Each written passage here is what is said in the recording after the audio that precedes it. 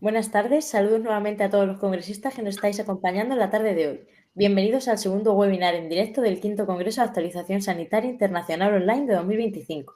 Nos complace anunciar y presentaros a Maika Ruiz, enfermera especialista en salud mental. Como gran experta en su materia, realizará su presentación titulada Hola, soy ansiedad. Os recomendamos que podéis ir poniendo vuestras preguntas por el chat y deseamos que paséis un rato agradable. Y Maika, cuando quieras, todo tuyo. Muchas gracias, Mari Carmen. Voy a compartir ahora mismo la... A ver, un segundito.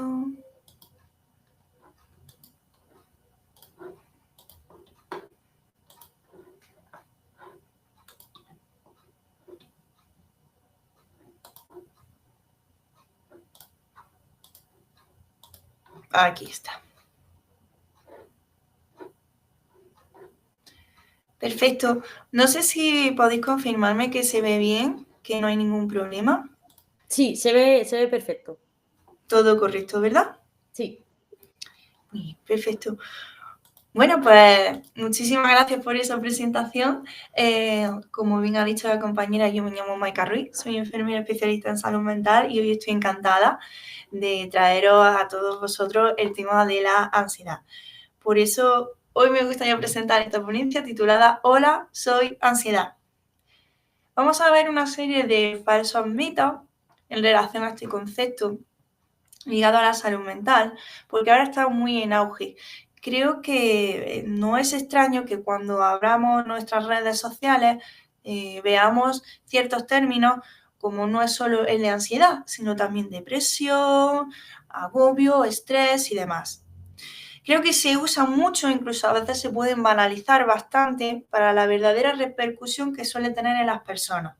Por ello mismo, esta ponencia va ligado a todo ello, a conocer cuál es tu ansiedad, cómo manejar esa ansiedad, porque aunque tenga un mismo pilar, una misma base psicopatológica, no es la misma ansiedad que puede sentir pues una madre o alguien joven. Cada uno tiene, por así decirlo, como su propia ansiedad. Uno de los falsos mitos es que la ansiedad es sinónimo de estrés, que solo se tiene ansiedad cuando se tiene estrés. Y no es así. He puesto este famoso meme porque es cierto que conforme va pasando el tiempo, conforme maduramos, somos más conscientes de nuestras emociones. Por eso es muy importante, desde la salud mental abogamos a que a los niños se les enseñe la identificación de las emociones, que desde pequeños hagan pequeños talleres sobre el tema de la gestión emocional, que sepan reconocer nuestros sentimientos, nuestras emociones, porque si no nacemos con esa parte sana, o mejor dicho, no se nos educa en esa parte, pues luego podemos arrastrar diversos problemas a larga data, ¿no? Entonces, la ansiedad no es sinónimo de estrés. ¿Qué significa el estrés? El estrés es, por así decirlo, una respuesta, un método que tiene nuestro cuerpo, ya sea de manera fisiológica, química, psicológica, conductual, cognitiva, para responder a una serie de presiones, ya sea internas o externas, que se nos olvida mucho porque a nivel social relacionamos el estrés con el correr, ¿no? Constantemente por nuestro estilo de vida, pero se nos olvida que nosotros mismos también nos podemos generar estrés, ya sea de una manera biológica, como es, por ejemplo, el tema del tiroides, ¿no? El hipertiroidismo con la liberación de la tirosina y liberando las catecolaminas, o bien de manera externa, como es lo que estamos hablando con los estilos de vida. Pero en definitiva, el estrés es sencillamente una respuesta natural que tiene nuestro cuerpo para hacer frente a esas presiones, ya sean internas o externas. Entonces, lo que nosotros debemos de manejar es esa adaptación, ¿de acuerdo? El estrés no es necesariamente algo negativo como socialmente nos hace pensar. El estrés en sí también tiene una parte positiva. A nivel de subconsciente, podemos decir que es ese estrés interno que nosotros tenemos cuando vemos una presión y el consciente sería como esa respuesta manifiesta que hacemos. Es decir, el subconsciente es aquello que no manejo. Cuando mi jefe me empieza a meter prisa con X cosas y yo empiezo a pensar que no termino, y el consciente sería que ahora veis a Maika correr sin descanso porque tiene que terminar esos documentos, ¿no? Es decir, no podremos muchas veces evitar que aparezca el estrés porque de manera subconsciente, sobre todo ligado a esas presiones internas, es difícil que lo eliminemos, pero sí podemos modular la parte externa, es decir, el consciente. Como ya he dicho, he remitido anteriormente, el estrés en sí no es algo negativo, de hecho, mayoritariamente suele ser positivo. ¿Por qué? El estrés no es un término que sea lineal, sino que es bastante dinámico. Nosotros cuando tenemos nuestra propia curva del estrés, ¿no? Y debemos de saber cuál es nuestro pico máximo, porque ese pico máximo sería lo que nosotros llamaríamos fatiga. Nosotros podemos asumir, pues, por ejemplo, X carga de trabajo o X carga emocional, X carga física hasta cierto punto. Cuando llegamos a ese punto máximo es cuando ya nuestro cuerpo, nuestra mente empieza a modularlo. ¿Y cómo lo hace? Rebajando los niveles de tolerancia, es decir, ya tenemos más fatiga, estamos más irascibles, como que no somos capaces de soportar tanto. Y ese pico está limitado según diferentes cuestiones como son las características sociodemográficas. Por ejemplo, está muy ligado al tema del dolor, ¿no? Está demostrado fisiológicamente que las mujeres soportan mejor el dolor que los hombres, ¿no?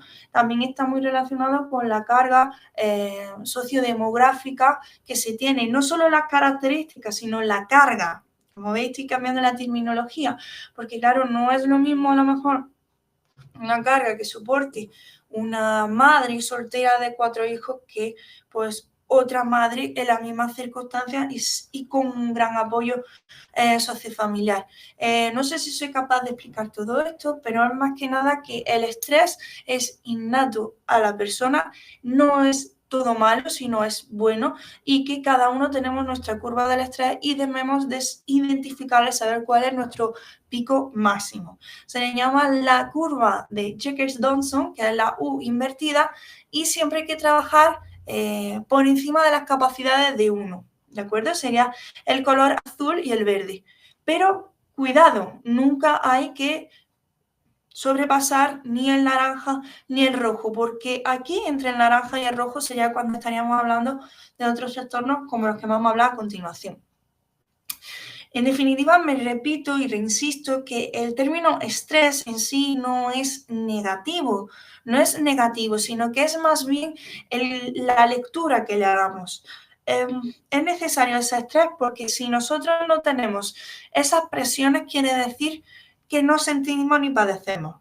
Hay un término que seguro que conocéis mucho, que es la alexitimia y la abulia, que es muy común en las personas con trastorno mental grave, en concreto esquizofrenia, bipolaridad y demás. La alexitimia es la incapacidad de reconocer tus propias emociones, cuando no somos capaces de ver que estamos llegando a ese punto. Y luego la abulia es la incapacidad, ¿no? de poder realizar muchas de las cuestiones de la vida diaria ligado a esa apatía, que es ese desinterés. Entonces, cuando no existe ningún tipo de estrés en la persona, ojo, cuidado, que tampoco es bueno, porque significa que ni sentiríamos ni padeceríamos. Por eso, ya digo, insisto, que no es una connotación negativa, sino más bien yo le haría la lectura de la positiva siempre que nos rebajemos ese tope. Se habla del disestrés cuando estaríamos en el naranja y rojo, y el eustrés, que es el estrés positivo, sería entre el azul y el verde.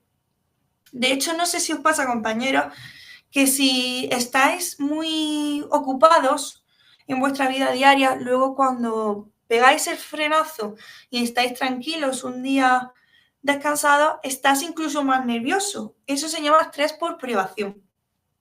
Es literalmente cuando llevamos un Ferrari y pasa de 200 a 0. Te suena raro, te extraña, te golpea la psique, ¿no? Y hay otro de esos golpes que intentamos atenuar, que es a través de nuestros mecanismos de defensa. Es decir, cuando llegamos en ese tope de naranja y rojo, como ya digo, el cuerpo nos manda señales y nos dice, oye, te estás sobrepasando. Y aparece la fatiga, la merma cognitiva y demás. Y es porque nuestro cuerpo, que es muy sabio, activa esos mecanismos. Siempre explico, como me remito al ejemplo de antes, nosotros vamos con nuestro Ferrari y de repente tienes un accidente, salta el airbag, el cinturón de seguridad nos ayuda, se activa la alarma de SOS, ¿no? Pues exactamente pasa eso en nuestra mente.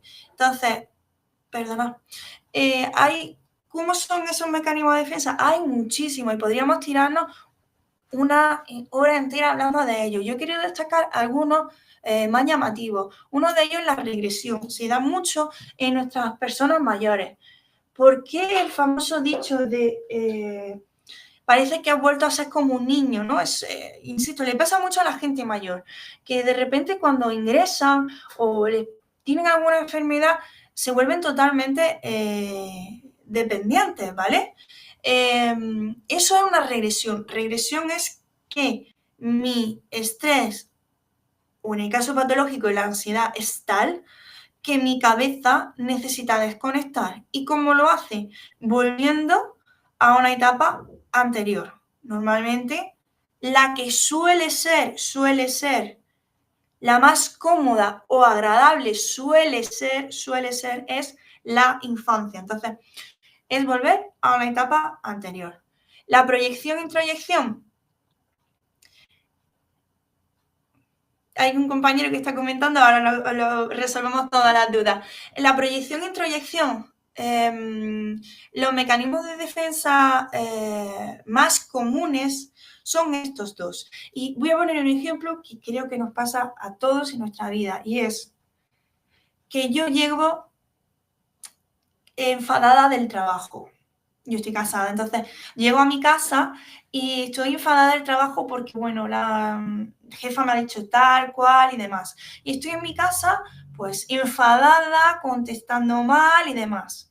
Eso se llama desplazamiento, que es mi enfado, mi estrés, mi ansiedad, no puedo localizarlo en un objeto porque a nivel social o propio no se concibe, porque no se concibe que yo pueda gritar a mi jefa, y lo llevo hacia una zona para mí de confianza, como en este caso sería mi pareja.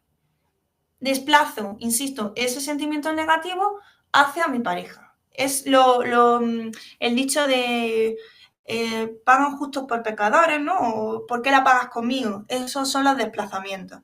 Otro sería la proyección-introyección, y es el siguiente ejemplo, a mí me parece muy gracioso, que es, tú te enfadas y bueno, tú te enfadas, entonces tienes a tu marido delante, ¿no? Y empezáis a discutir. Y él te dice, pero no te pongas nerviosa. Y tu respuesta es, no, yo no estoy nerviosa, el que está nervioso eres tú. En realidad lo que haces es depositar tus sentimientos y emociones sobre la persona que está enfrente, ¿no? O cerca a ti. Porque no eres capaz de gestionar esas emociones y las trasladas a una persona cercana y de confianza.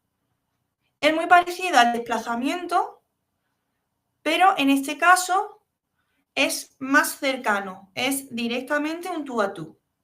En el caso de la introyección es muy similar, pero al lado inverso. Es lo típico de estate quieta que me pones nerviosa. Es que coges un sentimiento, o mejor dicho, un sentimiento que tú interpretas y lo tomas como propio. En este caso es el nerviosismo, ¿no? Porque ves que no para de moverse y demás. Eso es la introyección. No soy capaz de soportar que tú te estés moviendo, yo entiendo que estás nerviosa y ya la llevo hacia mí. Otro es la represión. Este es muy común, sobre todo en mujeres, por el contexto social que hemos estado viviendo durante mucho tiempo. La represión es básicamente la anulación de nuestros sentimientos. el no identificarlo. O sea, sabemos perfectamente lo que nos pasa, pero también sabemos que no podemos externalizarlo.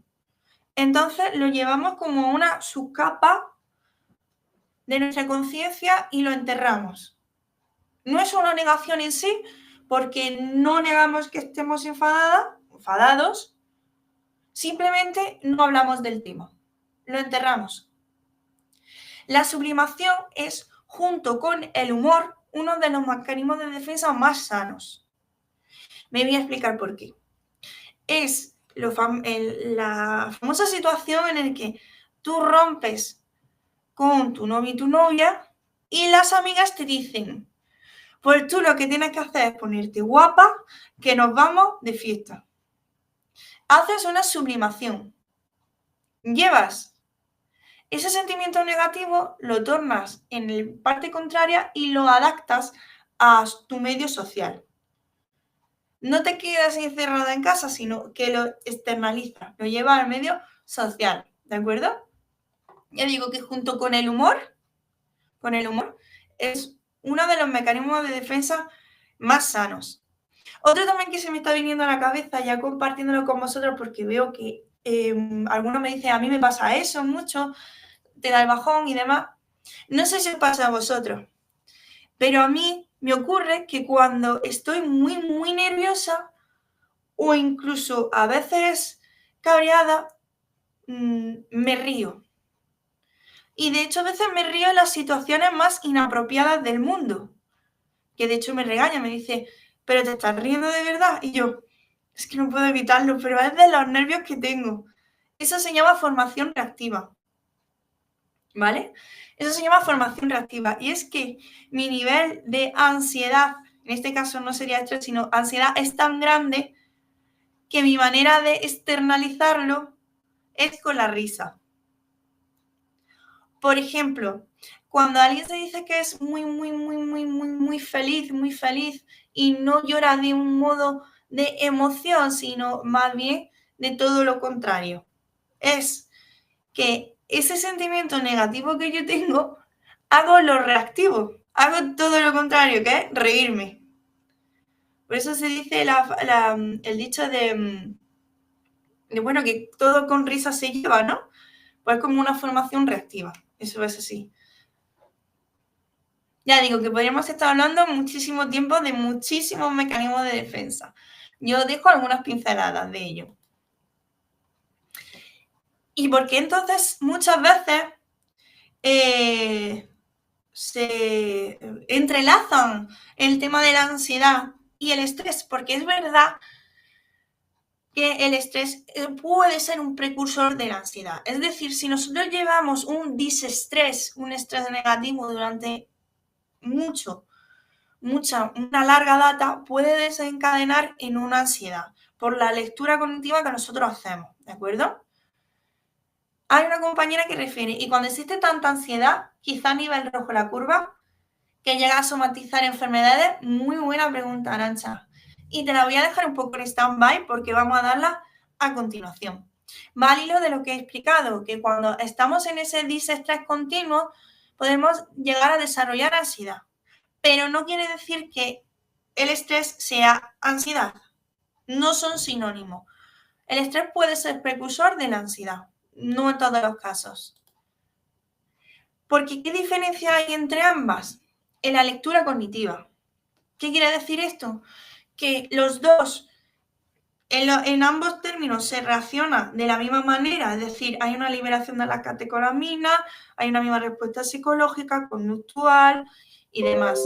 Pero en el caso de lo que es la ansiedad, lo tomamos siempre como amenaza. Literalmente, nuestro cerebro, de una manera primitiva, como los hombres de las cavernas, lo toman como un daño hacia mi persona. Esto también es un mecanismo de defensa, a grosso modo, por eso mismo. Antes, si no viviéramos con ansiedad en algunos de aquellos momentos, pues las bestias no hubiesen comido, no hubiésemos estado alerta, no nos hubiésemos desarrollado. ¿Cuál es ese problema? Cuando todo lo tomamos como una amenaza. La ansiedad es el sentimiento, o lo que nosotros socialmente entendemos como ansiedad, es el sentimiento continuo de amenaza.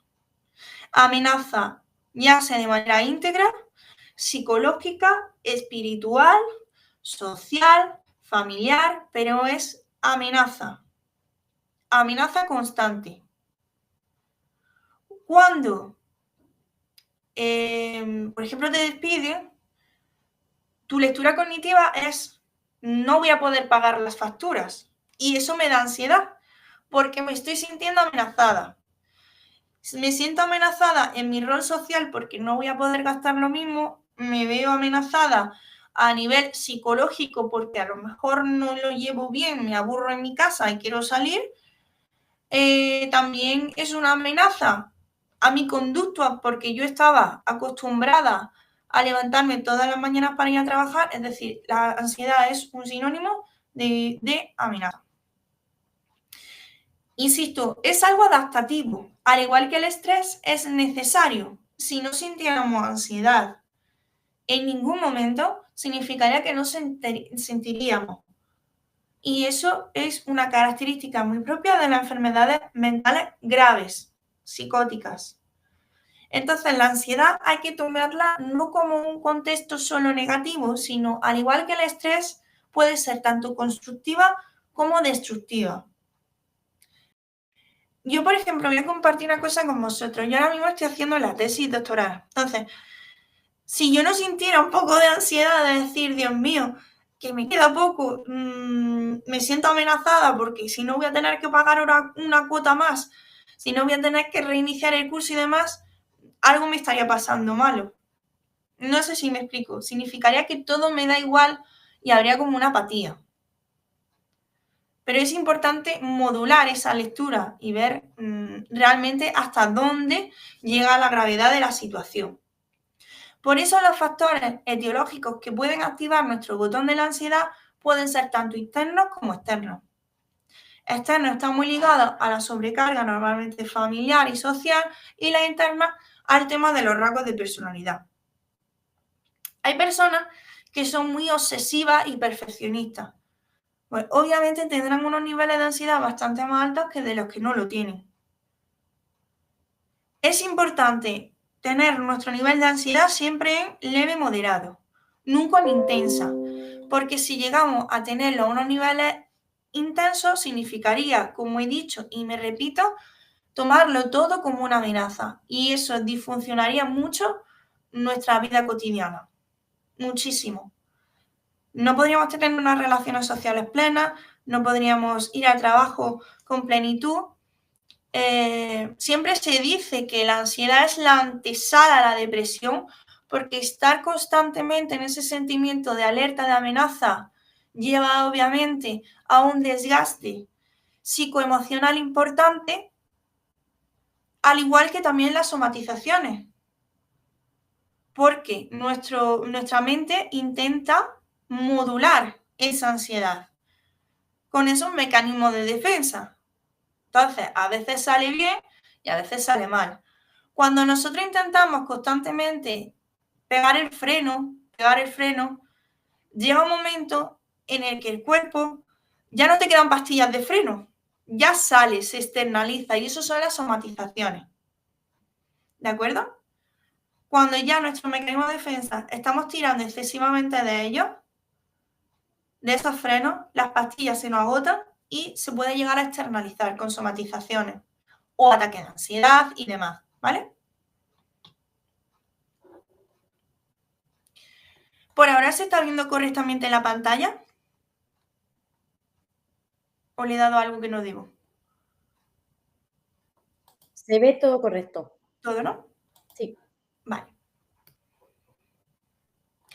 Vamos bien por ahora. No sé si he sabido explicarme, si hay alguna duda, si no lo comentamos en algún momento más tarde. Y esto yo quería dejarlo porque es importante saber que la ansiedad está presente en todas nuestras etapas vitales.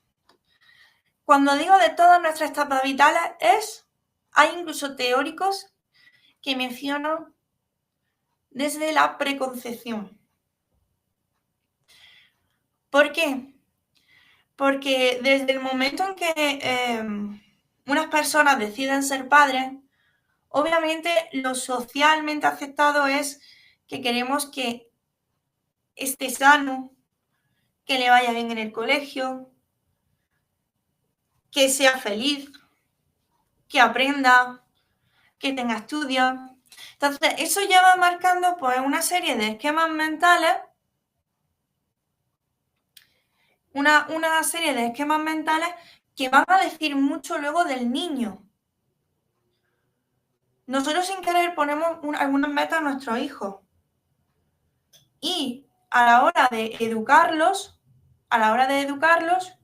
pueden estar muy marcados por ello. ¿Cómo se manifiesta la ansiedad en los niños muy pequeños? Normalmente suele ser con la dependencia. Una cosa es, como se dice en mi pueblo, ser mamero o papero, ¿vale? Que es no querer separarte de tu madre, y otra cosa es que el niño se irrite constantemente, que llore y de hecho llegue a enfermar por los llantos, por esa inquietud que tiene.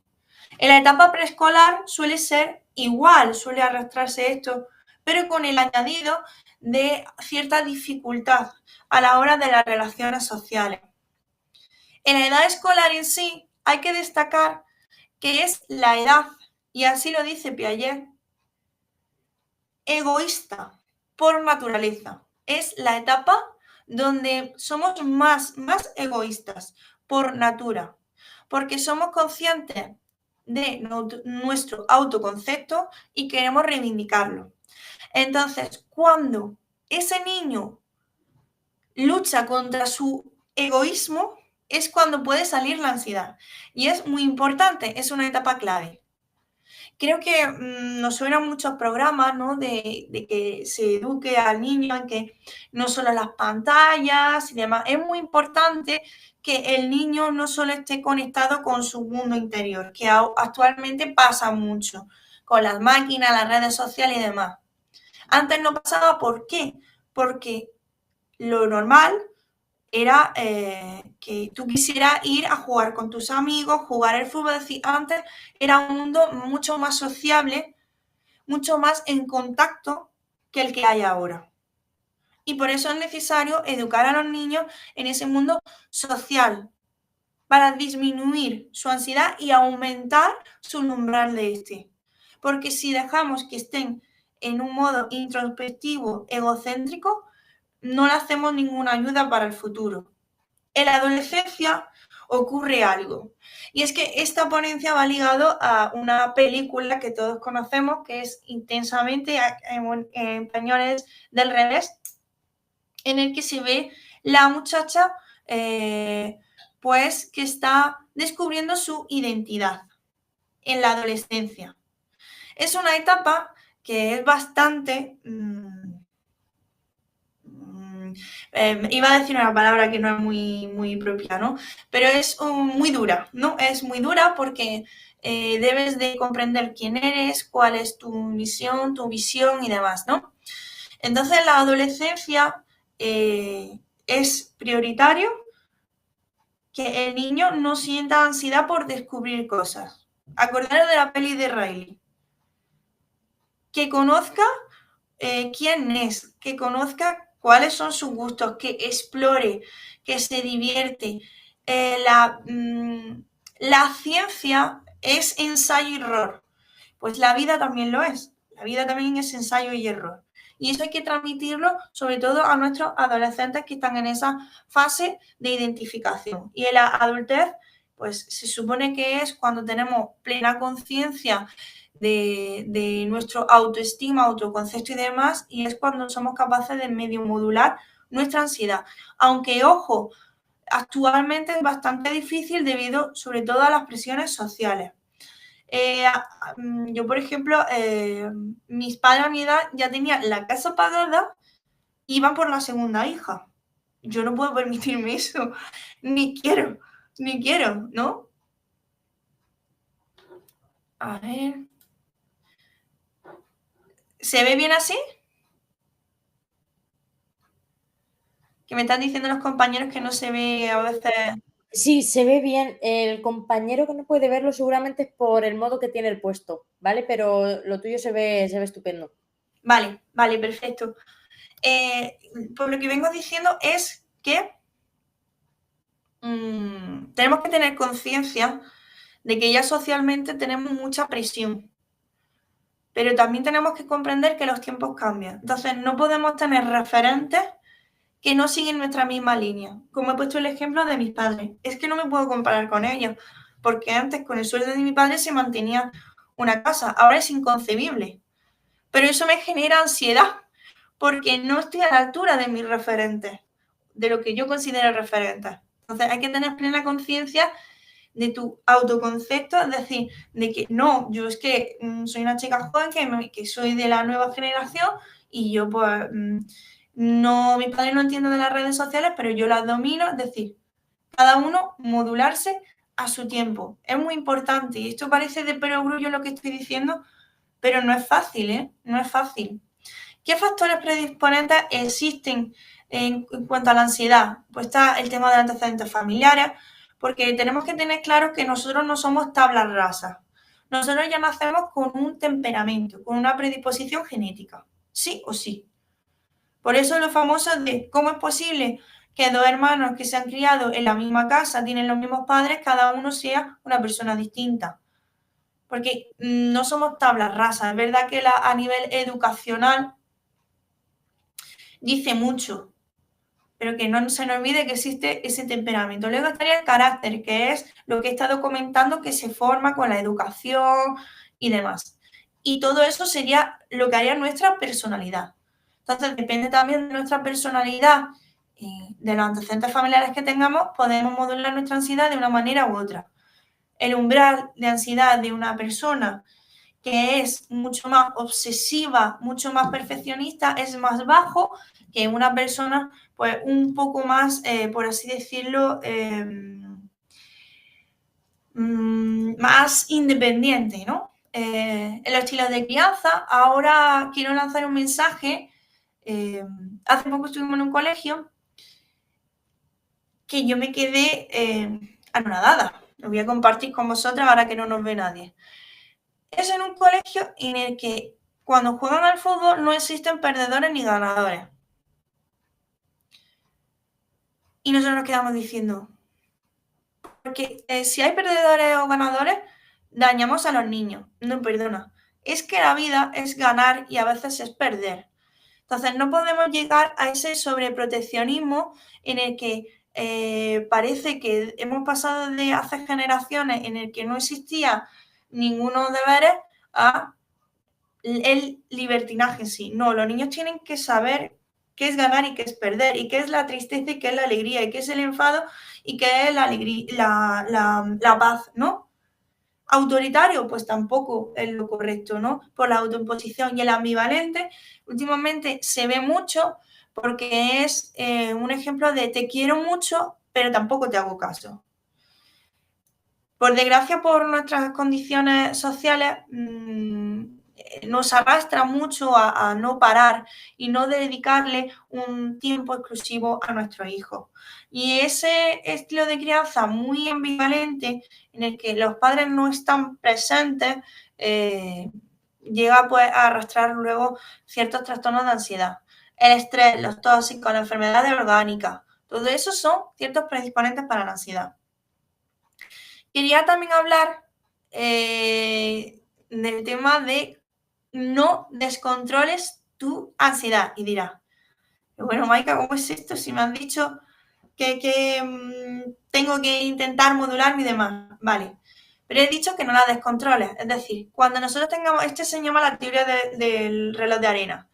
Aquí ocurre en los desencadenantes, ocurre un evento. Y nosotros lo traducimos como amenaza, ataque, ataque, ataque, ataque, ¿no? Entonces yo de manera instintiva, las catecolaminas se liberan. Va a aumentar mi respiración. Me voy a poner taquímica, ¿no? Yo en ese momento tengo que reconocer que tengo ansiedad? Lo voy a saber por esa respiración, por esas palpitaciones, por esa boca seca, ese temblor, el hormigueo. A mí, por ejemplo, se me pone como un nudo en la garganta o a veces tengo incluso ganas de llorar, ¿no? Reconocer esos síntomas. Y entonces realizar algo que nos relaje. Ya sea simplemente, hay técnicas como es, por ejemplo, pues pararte en una habitación y ver 5 cosas y verbalizarlas. Hay otros que a través del gusto, pues coge un bombón, saboréalo, siéntelo. Otros que a través de los olores, con la aromaterapia. Otro que a través del tacto, que es intenta tocar 5, ¿cómo se dice? 5 texturas diferentes. Es intentar relajarnos con algo que nos guste. Cuando nosotros intentamos relajarnos, esos pensamientos que generan esos síntomas empiezan un poco a desaparecer y entraríamos en lo que se llama la reestructuración. Esa parte de racionalización, de decir, vale, no me estoy muriendo, es simplemente que me está dando ansiedad. Me duele el pecho, pero no es que me esté dando un ataque al corazón, ¿no? Y entonces cuando intentamos hacer esa reestructuración cognitiva, cambia mi conducta. Ya no me voy a poner tan atacada, ya no voy a querer salir corriendo, no voy a querer gritar y demás. Esto sé que lo estoy diciendo y parece fácil, que en realidad no lo es. Cuando nosotros decimos no descontroles tu ansiedad, es que llegues aquí a los síntomas y sepas reconocerla. No te frenes, no tires del mecanismo de defensa de frenos constantes, porque las pastillas se te acaban. Déjala un poco, canalizarla, deja un poco exteriorizarla, visualízala, sé consciente y modúlala. Modula esa respiración. Hay diversos estudios que dicen que con 3 respiraciones profundas se podría modular la respiración y así relajarte un poquito más. El tema del bombón o de algo que os guste mucho saborear también funciona. El tema de visualizar, de cerrar los ojos, de pensar que estás en una playa, en el monte. Usar nuestros sentidos para relajarnos. Voy a ser ya muy breve y es que hay que reflexionar sobre los pensamientos precipitadores que nos llevan a la ansiedad. Normalmente suele ser de noche. Yo cuando me acuesto en la cama y me pongo a pensar mucho, incluso mi marido le dice, pero bueno, ¿cuántos estamos aquí? Estamos tú, yo y cuántos más. Tú y tus pensamientos, porque de repente saltan mi automatismo de decir, hay que ver que no he hecho esto, hay que ver que lo he hecho mal, hay mañana que tengo que hacer cuál y demás. Y es ligado a ese super-yo, a ese policía, a ese pepito grillo que nosotros tenemos constantemente. ¿Y qué hacemos? Tenemos que ser conscientes de que están entrando esos pensamientos y pararte. Por ejemplo, lo que estoy comentando, es decir, me caché en 10 que mañana lo que tengo que hacer es ir a consulta y demás. Pues yo me digo a mí misma en alto, Maika, para. Maika, para, Maika, para, Maika, para. Intentar evitar esos mecanismos, esos pensamientos automáticos. Sé que lo que estoy diciendo es, dices, madre mía, pues sí, es muy fácil. Luego al hecho no es tanto. Esto es mucho tiempo para trabajar con uno mismo, ¿vale? Los pensamientos que solemos tener es el filtraje, solo nos fijamos en lo negativo, olvidamos lo positivo. Polarización, cada vez la sociedad es más dualista, es o blanco o negro. El catastrofismo, por natura también somos autodestructivos. La interpretación del pensamiento de los otros, de que siempre vamos como por delante y tenemos la introyección de los sentidos, la personalización, creemos que todo lo que dice la gente es por nosotros, la culpabilización, el etiquetaje, la exigencia interna, la ilusión del control, eso nos pasa mucho a la obsesiva, decir, no puedo soportar no tener el control de la situación, la demanda de la justicia, el famoso karma, el racionamiento de la emoción, decir, bueno, no me puedo enfadar porque si no, él se lo toma a peor y esto vamos a hacer que sea un piposte y demás. La necesidad de tener razón porque nos quedamos enclavados en esa etapa de egoísmo. La falacia de la recompensa divina, que es un poco también como el karma, ¿no? Por ello, descontrólala un poquito, pero intenta modularla. Observa tu autopercepción, que es la visión que cada persona tiene de sí misma. Valórate. Observa tu autoestima, el autoconcepto. Mira a ver qué opinión tienes de ti misma.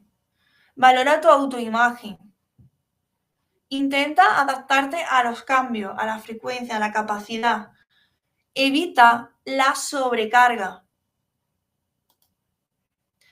Y por ello quiero dejar una última reflexión, que es la teoría gestal, que dice, imaginemos un coche de caballos con el caballo, el carro detrás, cargado de enseres y el cochero. Quizás un acompañante en el cochero. En esta situación, ¿quién crees que sería cada elemento en tu mente, en ti? Muchas veces la respuesta está en que nosotros somos el caballo que camina arrastrando el carro. La verdadera visión o la concepción positiva sería que el caballo es nuestra mente, que camina más o menos veloz según el acontecimiento que nos rodee. O incluso en el caso de una dificultad como la ansiedad o cualquier otra enfermedad que nos hace a veces incluso desbocarnos como el caballo. El cochero seríamos nosotros mismos, con nuestra capacidad de decisión. A veces alentando a caminar más deprisa o a veces frenando. Si disponemos de acompañante, tal vez sea de ayuda. Si no, bájate del carro. El resto de elementos, carro en seres, sería nuestra mochila, es decir, nuestras emociones, nuestros sentidos, nuestra propia personalidad. Nuestro aprendizaje, la vivencia, que si consideraríamos conveniente y de ayuda, la mantendríamos en el carro. Si no, la deberíamos de largar. No sé si tenéis alguna pregunta, compañera. Sé que este es un tema que la verdad, si queremos profundizar, profundizaríamos todo el día. Lo que sí que he querido con esto mismo es traer un poco los conceptos de ansiedad y de estrés. Si a Mari Carmen le parece, podemos hacer una ronda de preguntillas o de cuestiones que queden así.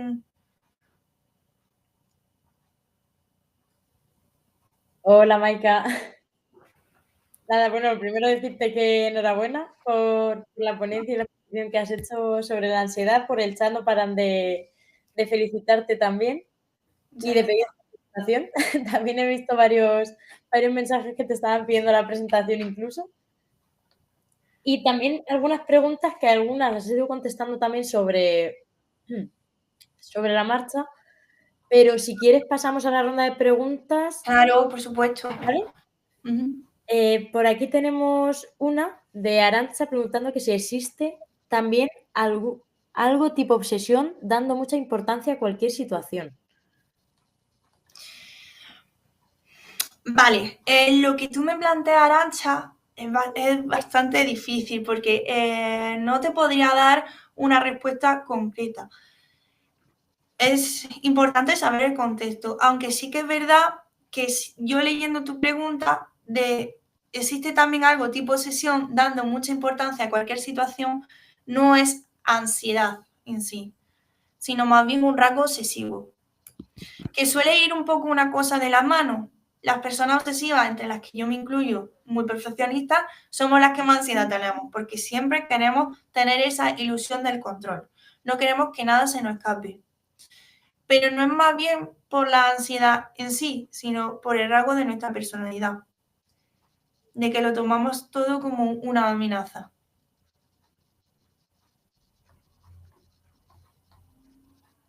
Perfecto. También pregunta por aquí Rosina, ¿cómo manejar la ansiedad y estrés en los niños con retraso en el lenguaje? Muy buena pregunta. Muy buena pregunta. Vale. Mi hermana, por ejemplo, mi hermana Alicia tuvo que ir incluso al logopeda hasta los 7 u 8 años y empezó a hablar muy, muy tarde. Y lo que siempre nos decían, y tiene un poco de relación con el tema del egoísmo que hemos estado hablando y demás, es importante no culpabilizarle, que esto lo hacemos sin que nos demos cuenta a nivel social. Porque cuando ellos intentan dar una frase y no pueden terminarla, no la termines tú. porque el niño está entendiendo que entonces no puede terminar sus frases, por ejemplo, ¿vale?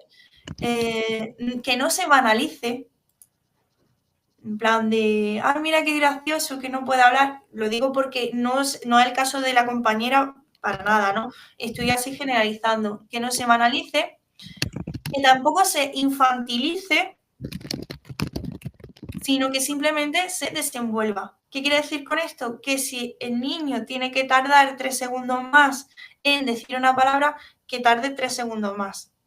Albert Einstein no supo llegar a hablar hasta los 10, 11 años y ha sido uno de los grandes referentes de la historia.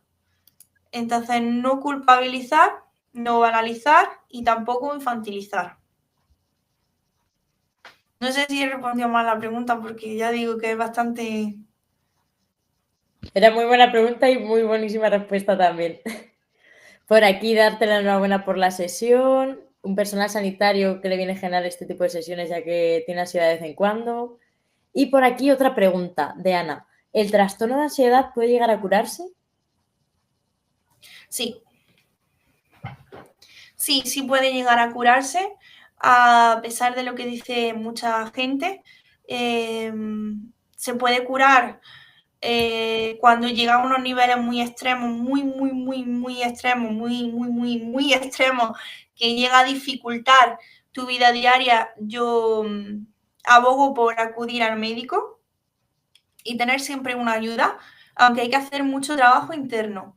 Esa lectura cognitiva que hemos estado repitiendo mucho sobre no tomarlo todo como una amenaza, hay que trabajarlo y se hace a través de lo que hemos comentado, de tu autoconcepto, de tu autoestima, de tu autovaloración en sí, ¿no?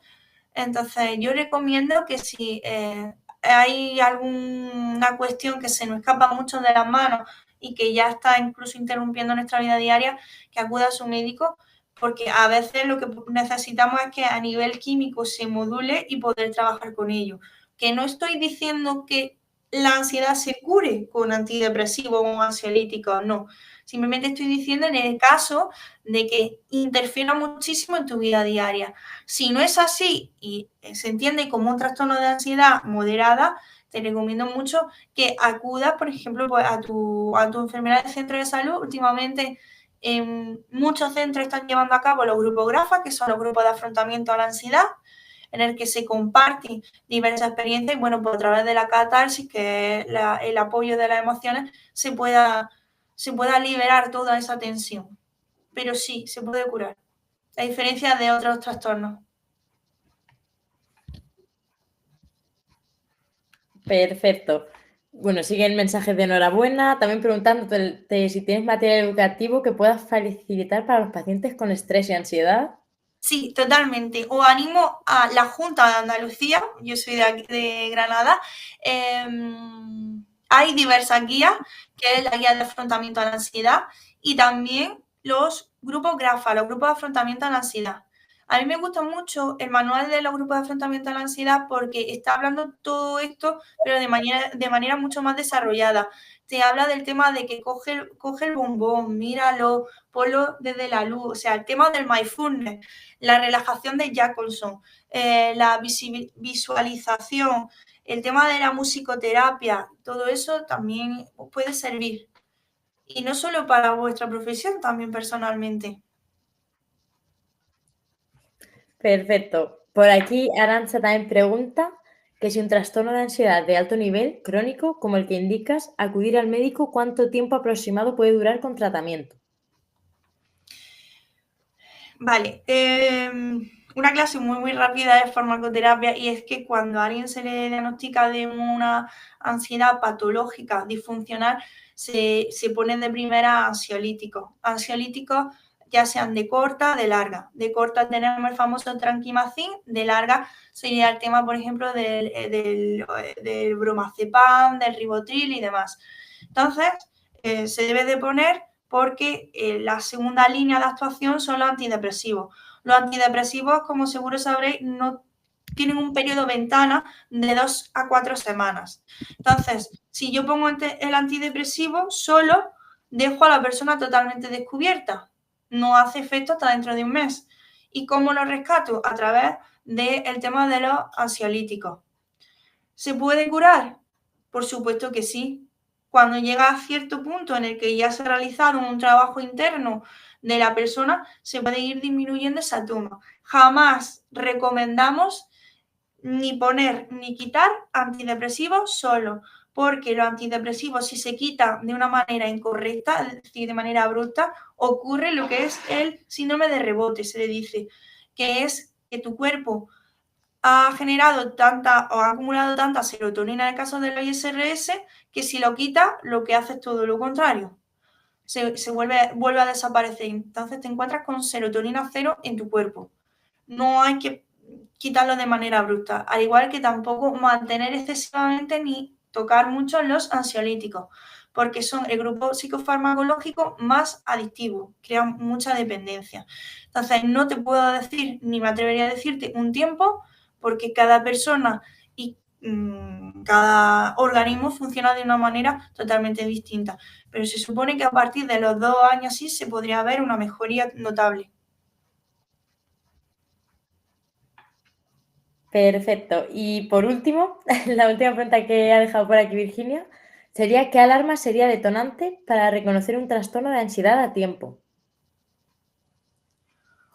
Un trastorno de ansiedad. Cuando estás haciendo cosas que antes no hacías. Por ejemplo, llorar por las noches, levantarte ya nerviosa, que no te apetezca la comida que a ti te encanta. Cuando existe ya como esa especie de apatía, de esa fatiga, es cuando debemos de ya saltar la alarma. Es algo muy personal. Muchos de mis pacientes, por ejemplo, me refieren que era cuando no era una madre en este caso y ella obviamente ama, adora a su hija, pero llegaba a un punto en el que no soportaba ver a su hija porque generaba muchísimo estrés. Entonces ella se dio cuenta de, oye, algo me está pasando porque yo amo a mi hija, ¿cómo es posible que evite estar con ella? Porque en el momento de ansiedad, como lo sientes todo como una amenaza, intentas evitarlo todo y hacer todo aquello que antes no hacías. Llorar, evitar a tus hijos, todo. Perfecto, pues yo creo que ya no hay ninguna pregunta más. Todo lo has explicado todo estupendamente. Bueno, Vale. creo que me quedan muchas cosas, pero es que este tema también es muy amplio. Bueno, seguro que se podrá profundizar más en próximos congresos, que estaremos encantados de contar contigo, con tu participación y los ponentes también de escucharte. A la vista está que no paran de felicitarte todos por la gran exposición que has hecho por el chat.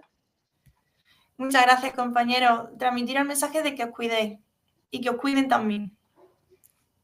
Perfecto, y nada, Maika, de mi parte, darte la enhorabuena también y de parte de toda la organización del Congreso, agradecemos muchísimo tu participación en el 5º Congreso de Actualización Sanitaria y de verdad que es una suerte contar con profesionales de tu categoría en este Congreso. Ha sido una presentación muy dinámica y completa. Muchísimas gracias. Muchísimas gracias a vosotros y gracias sobre todo por dar voz a la salud mental. Que hoy mismo ha salido el Plan Nacional de Prevención del Suicidio. Y hoy ha sido cuando se aproban en el Ministerio, así que muchísimas gracias por darle altavoz a la salud mental, que cada vez se necesita más. Correcto. Y también por tener ponentes que le podáis dar esa voz, también ponerle esa voz para llegar a cada vez más personas. Y también, asimismo, extender el agradecimiento a todos los congresistas que nos han acompañado en este segundo webinar y durante todo el congreso. Esperamos que hayan disfrutado del congreso, aunque prácticamente no lo dudo, con todos los comentarios positivos que han puesto. Y no sé si tú quieres añadir alguna cosilla más, Maika. Que muchísimas gracias, de verdad, que os cuidéis y que os cuiden, que nosotros desde la parte de los profesionales de salud mental estamos bastante asustados por la gran epidemia que está llegando. La ansiedad y la depresión, me vaya a perdonar que hable de manera tan abrupta, pero es el pico del iceberg de un problema que está habiendo actualmente, como es el suicidio, como son trastornos de personalidad, cómo es la psicosis en chicos de 16, 17 años y bueno, que hay que cuidar también la salud mental, no solo el cuerpo. Correcto. Pues muchas gracias y nada, feliz tarde.